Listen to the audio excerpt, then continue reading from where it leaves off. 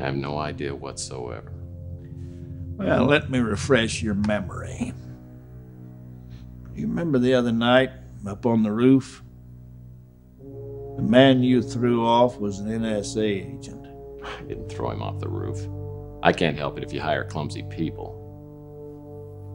Your actions contributed to the death of an NSA agent. Not to mention the small matter of interfering with an NSA investigation.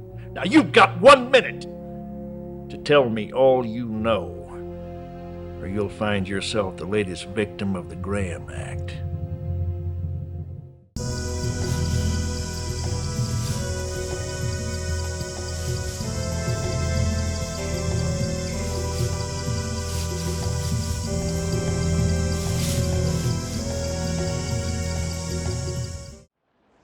While all the other kids were logged on to Sesame Street Interactive, I was reading Hammett and Chandler.